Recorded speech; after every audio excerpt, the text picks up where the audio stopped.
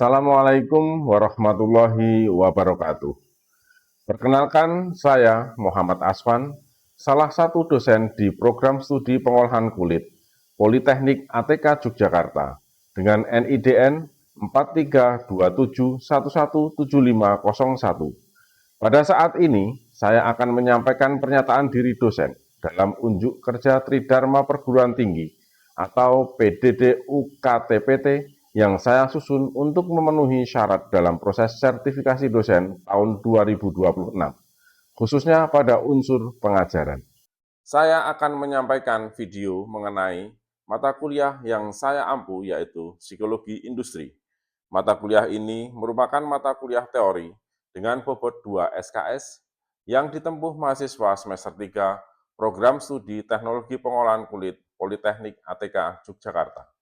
Dalam kesempatan ini, saya akan memaparkan praktik pembelajaran yang saya terapkan pada mata kuliah Psikologi Industri dengan menggunakan metode DIA, yaitu Delivery, Interaction, dan Assessment, secara online maupun offline di dalam kelas. Deskripsi mata kuliah Psikologi Industri dan Organisasi membahas tentang penerapan prinsip-prinsip psikologi dalam konteks dunia kerja, baik di lingkungan industri maupun organisasi. Fokus utama kuliah ini adalah memahami perilaku manusia di tempat kerja, faktor-faktor yang mempengaruhi produktivitas dan kesejahteraan karyawan, serta strategi untuk meningkatkan efektivitas organisasi melalui pendekatan psikologis. Materi dalam mata kuliah ini mencakup topik-topik seperti seleksi karyawan, rekrutmen karyawan, pelatihan dan pengembangan, penilaian kinerja, motivasi kerja, kepemimpinan, komunikasi dalam organisasi, dinamika kelompok kerja, kepuasan kerja, stres kerja, dan budaya organisasi. Capaian pembelajaran lulusan atau CPL yang dibebankan ke mata kuliah Psikologi Industri yaitu 1. Bertakwa kepada Tuhan Yang Maha Esa, cinta tanah air, dan peduli terhadap lingkungan. Yang kedua, bertanggung jawab terhadap pekerjaan di bidang keahliannya dan memiliki etika akademis. Bertanggung jawab atas pencapaian hasil kerja, melakukan supervisi dan evaluasi terhadap penyelesaian pekerjaan yang ditugaskan kepada pekerja yang berada di bawah tanggung jawabnya. Yang keempat, mampu menyelesaikan pekerjaan, berlingkup luas, menganalisis data dengan metode yang sesuai, serta mampu menunjukkan kinerja bermutu dan terukur di bidang pengolahan kulit. Yang kelima, memiliki pengetahuan tentang komunikasi, manajerial, dan pengetahuan umum. Capaian pembelajaran mata kuliah atau CPMK Psikologi Industri adalah 1. Mahasiswa mampu menunjukkan sikap memahami dan bertanggung jawab atas pekerjaan di bidang keahlian secara mandiri. Yang kedua, mahasiswa mampu menjelaskan konsep dasar teoritis psikologi industri dan organisasi. Yang ketiga, mahasiswa mampu mengklasifikasi metode dan konsep-konsep psikologi industri dan organisasi yang dapat diaplikasikan dalam organisasi.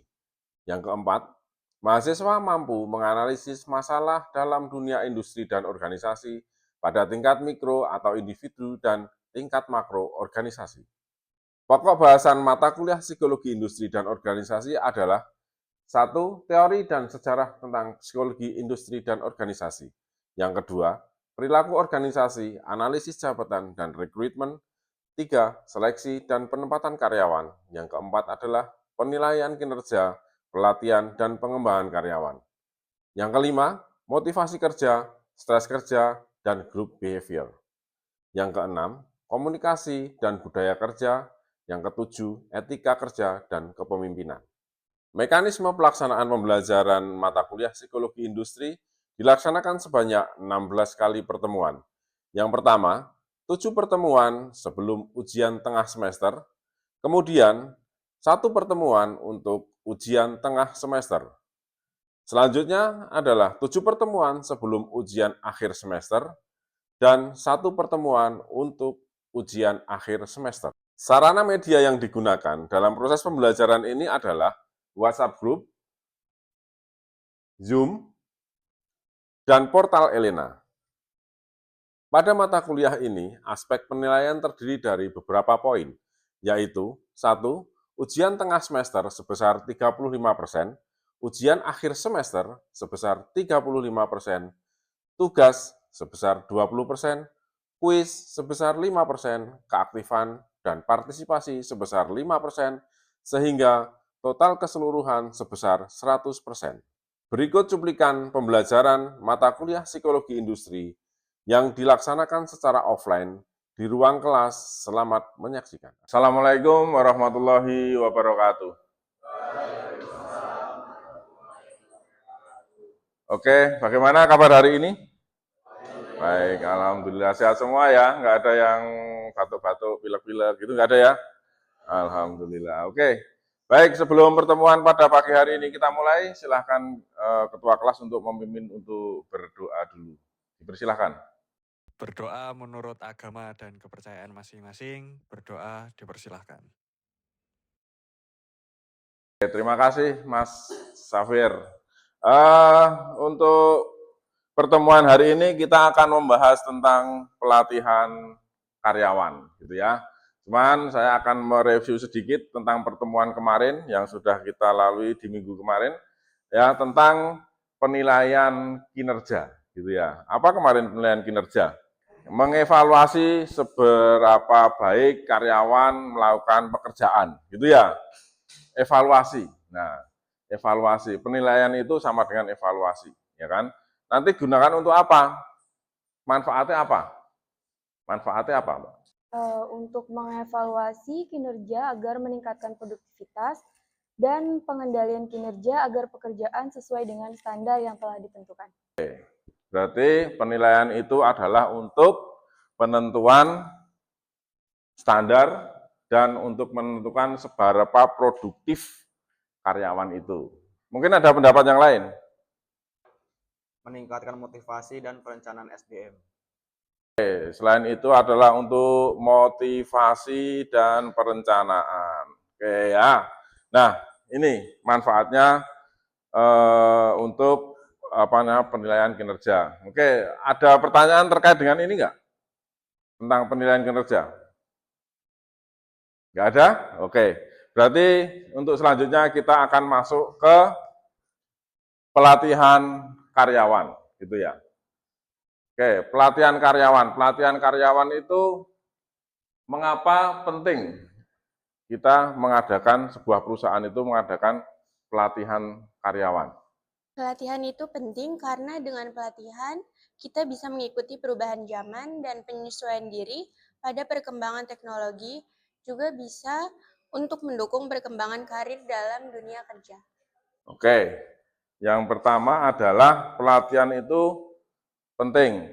Karena apa? Karena untuk perubahan teknologi, mengikuti perubahan teknologi ya, penyesuaian, terus untuk penyesuaian karir gitu ya. Ada pendapat yang lain? Pelatihan meningkatkan kompetensi dan mengurangi kesalahan kerja. Oke, kompeten. Pelatihan itu agar untuk kompeten dan untuk menghindari kecelakaan kerja. Oke, jawabannya bagus semua. Oke, mengapa pelatihan itu penting? Kan gitu ya.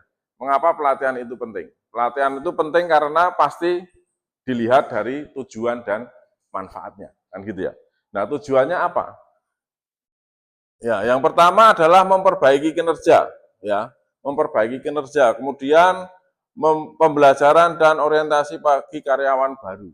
Nah, memperbaiki kinerja itu adalah misalnya kita bekerja masih standar-standar saja, gitu ya. Jadi ya yang penting kita masuk, terus mungkin nanti ya kerjaan yang diperintahkan kita kerjakan, ya kan? Yang tidak menjadi kewajiban kita enggak kita kerjakan, gitu. Nah, untuk memperbaiki kinerja ini, misalnya kalau orang kerja itu kan nanti pasti ada rasa bosan, ya kan? Rasa jenuh, gitu kan? Bagaimana kita itu tidak bosan dan jenuh dengan pekerjaan kita, ya kan?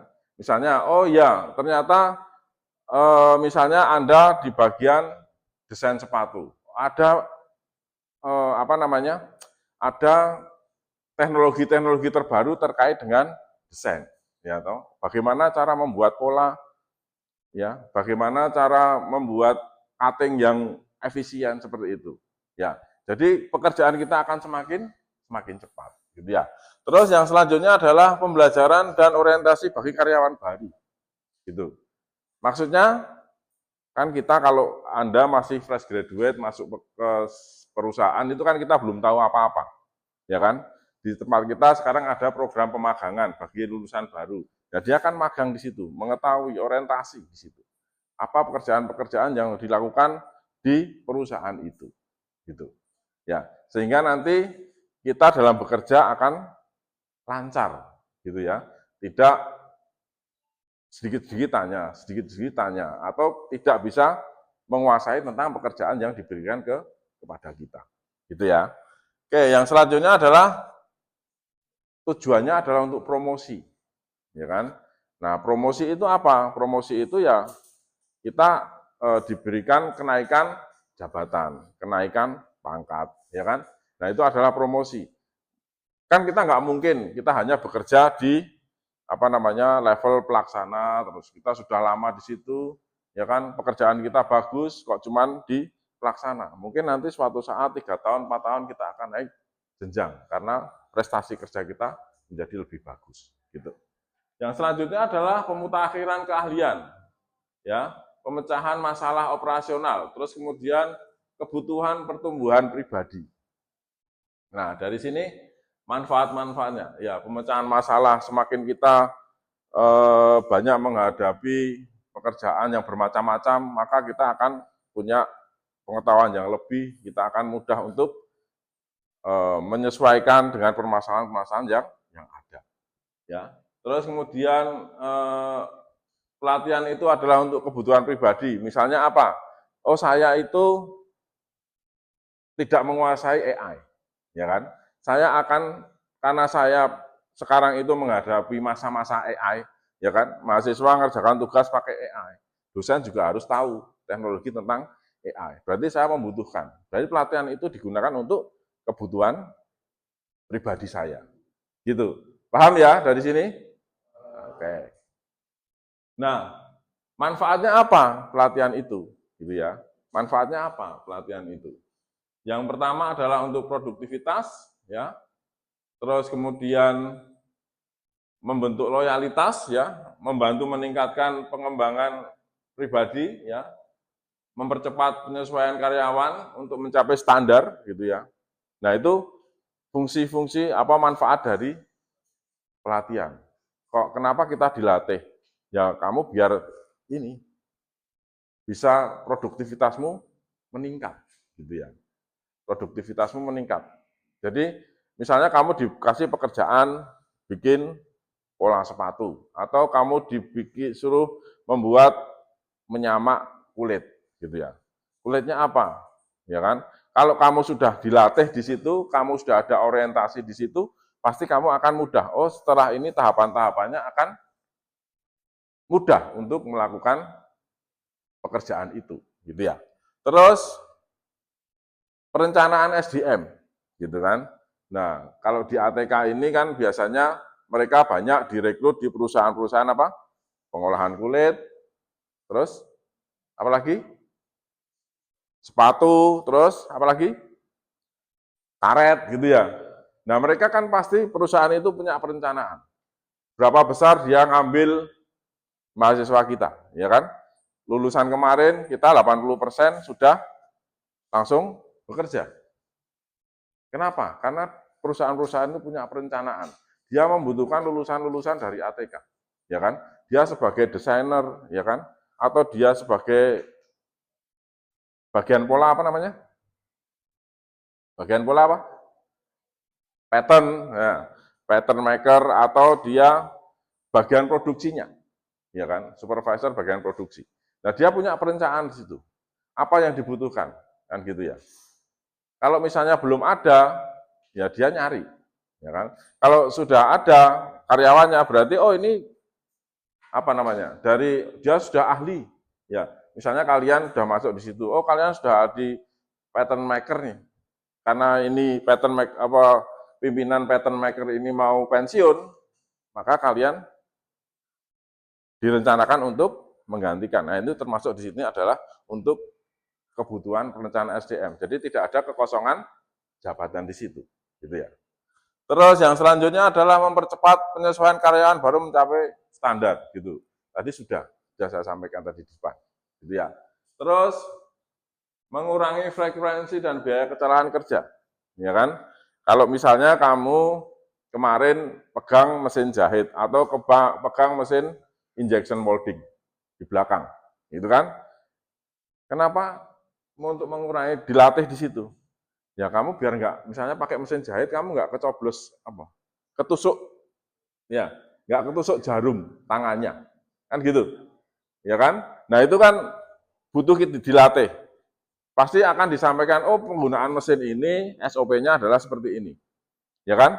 1 apa, 2 apa, 3 apa, nanti setelah selesai seperti apa. Nah itu ada pelatihan, nanti manfaatnya ada itu untuk mengurangi kecelakaan, ya kan? Atau nanti yang lebih berbahaya lagi, kalau di penyamaan itu ada penggunaan drum yang besar itu, ya kan? Jangan sampai nanti ada yang inguk-inguk masuk terus drumnya diputar, gitu, akan berbahaya. Nah itu untuk keselamatan kerja. Oke. Untuk membentuk sikap loyalis, ya, loyalitas kerja, ya, untuk menjalin kerjasama kan gitu ya. Kalau misalnya kalian diadakan outbound gitu kan, outbound itu kan untuk kerjasama, ya kan, untuk kerjasama tim kan gitu. Bagaimana kamu memecahkan masalah di situ, ya enggak? Nah ini dilatih. Bagaimana misalnya kamu bawa balon, ya kan, bisa berdua dari sini sampai belakang sana, ya kan, berdua gitu kan. Itu kan butuh kekompakan, butuh kerjasama. Nah itu kenapa kita dalam pekerjaan itu mesti membutuhkan kerjasama, karena pekerjaan itu tidak bisa kita selesaikan sendiri, kan gitu. Pasti butuh orang lain, ya kan? Oke. Mengembangkan pribadi tadi sudah saya contohkan di depan, ya misalnya AI tadi, saya butuh AI, bagaimana saya tidak kalah dengan mahasiswa saya, dengan kalian semua kan gitu ya. Nah seperti itu. Oke.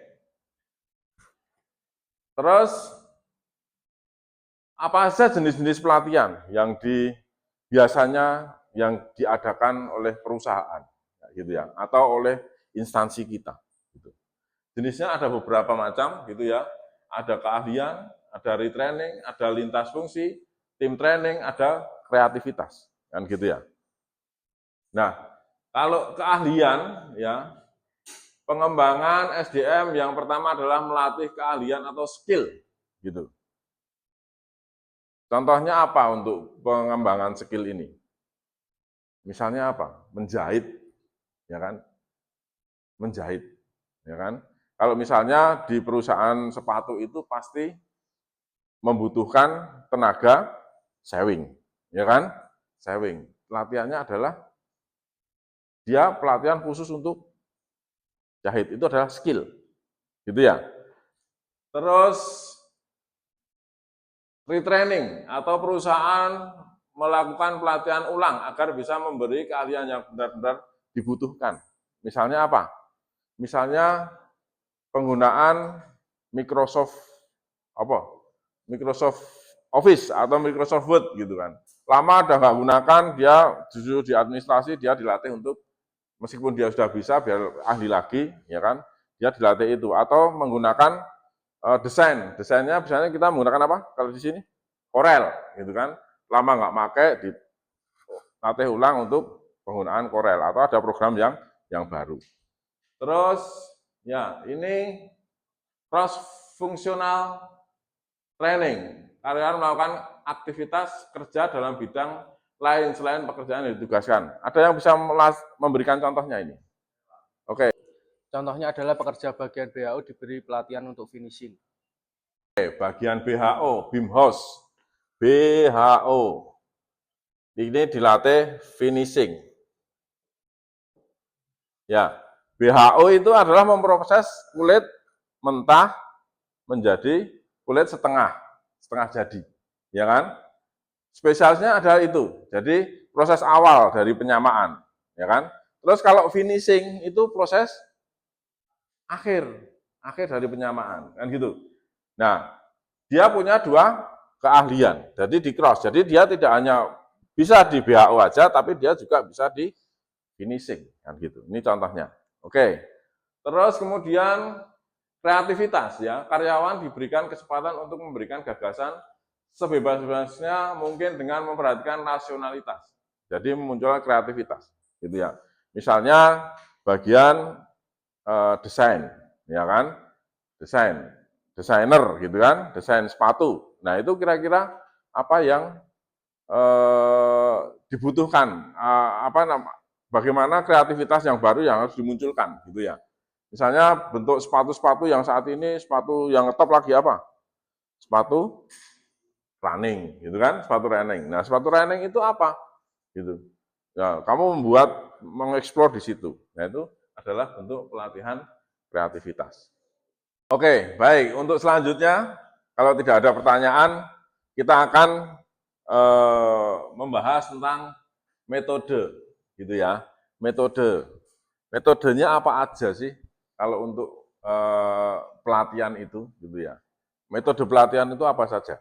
Nah, metode pelatihan itu ada dua. Yang pertama adalah on the job training dan off the job training. Kalau on the job training adalah pelatihan di tempat kerja. Ada yang bisa mencontohkan kalau pelatihan di tempat kerja? Ada nggak bisa mencontohkan? Misalnya di perpustakaan, ya. Misalnya kalian magang atau diterima kerja, jangan di perpustakaan lah, sesuai bidang kalian aja. Bidang kalian adalah di bidang penyamaan kulit. Ya. Kamu ditempatkan di bagian beam house operation. Ya. Atau kalau di desain itu kalian di bagian pattern maker. Ya. Gitu ya. Di bagian pattern maker. Nah, kalau di BHO yang dilatihkan adalah memproses alat kulit itu, gitu kan? Dari kulit apa yang masih mentah, gitu kan? Kulit mentah itu diapain? Dibersihkan bulunya, terus kemudian dipotong di split, ya kan? Dihilangin dagingnya sampai nanti diproses sampai ke proses finishing kan gitu ya. Nah, itu mungkin pelatihannya di situ, di lab BHO itu. Ya, di bagian BHO itu. Atau kalau misalnya bagian desain gitu. Desain, kalian ya mendesain. Misalnya ada kalian punya imajinasi tentang desain apa, dibikinkan di situ menggunakan Corel Draw. Selain Corel Draw apa lagi di situ? Shoemaker gitu kan. Nah, kalian langsung praktek di situ, on the job training, gitu ya. Paham ya? Terus off the job training, pelatihan dilaksanakan di tempat kerja terpisah di luar dari tempat kerja di luar atau kerja reguler. Jadi di luar tempat kerjamu. Gitu ya. Misalnya apa? Kayak ikut pelatihan misalnya digitalisasi gitu ya. Kamu pelatihannya di luar kantor, di tempat institusi lain gitu ya. Misalnya ada di ATK ini mengadakan pelatihan desain, ya kan? Pelatihan desain. Nah, kamu dari tempat kerjamu keluar ke sini untuk pelatihan. Itu off the job training. Oke ya, paham ya dari sini? Terus, nah on the job training ini dibagi menjadi beberapa, gitu ya. Yang pertama adalah rotation, ya, pertukaran atau rotasi pekerjaan, gitu ya. Misalnya kamu tadi di tempatnya pattern maker dipindah ke sewing, atau setelah di pattern maker kamu nanti dipindah lagi ke bagian injection, ya, mengoperasikan mesin injeksi. Nah itu on the job training, gitu ya. Terus coaching, bimbingan dan penyuluhan. Pelatihan dilaksanakan dengan cara peserta harus melaksanakan tugas dengan bimbingan oleh pejabat atau ahli senior di situ. Nah, misalnya kamu nanti magang gitu kan, nanti kamu akan didampingi oleh ahli di sana. Misalnya kalau di pattern maker ya ahli patternnya di sana. Kamu didampingi di situ, gitu ya. Sampai kamu bisa ahli membuat desain atau pola kan gitu. Terus kemudian magang. Nah, ini nanti magang, mahasiswa yang magang itu tidak hanya mahasiswa. Ya. Misalnya kita sudah kerja itu juga nanti ada magang. Misalnya saya dosen itu juga ada kewajiban untuk magang. Karena biar saya nanti tahu kehidupan industri itu seperti apa. Perkembangan industri saat ini seperti apa, biar nggak ketinggalan informasi dan tidak ketinggalan perkembangan. Ya. Karena kan dunia perusahaan ini, ya dunia kerja ini kan perkembangan cukup pesat. Nah, saya disuruh magang. Nanti magang 6 bulan di industri apa? Itu ada. Ya, saya biar tahu nih kondisi industri saat ini seperti apa. Jadi saya ngajar itu sesuai dengan kondisi di industri saat ini, gitu ya. Terus demonstrasi, ya. Nah, ini contohnya ada peragaan, bekerja dengan alat, kan gitu. Misalnya menggunakan mesin injeksi atau mesin cutting di belakang itu seperti apa menggunakannya, ya, memasukkan programnya seperti apa di situ, ya kan? Pernah menggunakan mesin itu ya, cutting itu kan pernah ya, di belakang. Ya. Terus menggunakan mesin emboss seperti apa. Nah itu dilatihkan di situ, gitu ya. Demonstrasi, ya kalian berdemonstrasi di situ. Oke, yang ini off the job itu nanti ada simulasi, ya. Off the job itu ya di luar pekerjaan, gitu ya, di luar pekerjaan. Ya itu ada simulasi, kasus di role play gitu ya, yang nanti kita cobakan untuk kita mengadakan role play gitu ya, role play gitu ya. Misalnya nanti contohnya adalah outbound ya gitu, itu off the job training. Oke, mungkin sebelum kita nanti coba mengadakan role play, ada pertanyaan dulu? Gak ada ya? Oke, kita role play aja ya habis ini ya. Oke.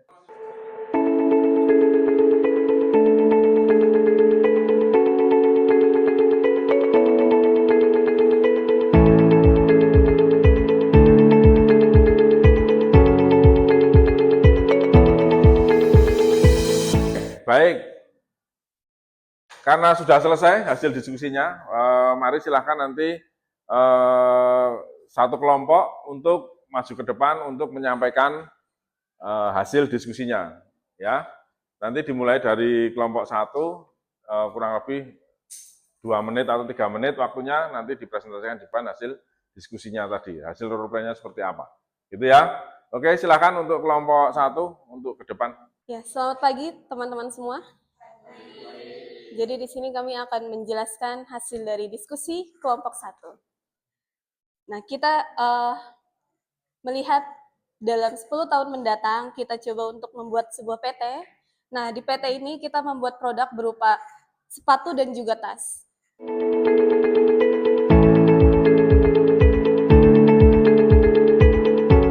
Oke, terima kasih. Kita kasih aplaus untuk kelompok 1. Oke, ya hasil diskusi dari kelompok 1 ini cukup menarik, ya. Itulah tadi bagaimana dinamika kelompok kita, gitu ya, agar semua kelompok itu berperan, gitu ya, berperan serta dan memberikan ide-ide baru, kreativitas sehingga nanti perusahaan kita itu akan dibawa kemana. Kita akan menjadi lebih maju lagi, lebih berkembang lagi. Mungkin itu untuk pertemuan hari ini. Saya anggap cukup, kita ketemu lagi di pertemuan yang akan datang. Saya akhiri, Assalamualaikum warahmatullahi wabarakatuh.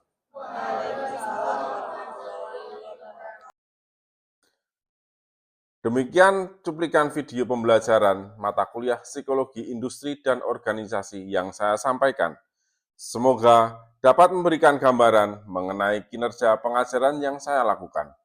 Terima kasih atas perhatiannya. Mohon maaf apabila terdapat hal-hal yang kurang berkenan, dan semoga bermanfaat. Wassalamualaikum warahmatullahi wabarakatuh.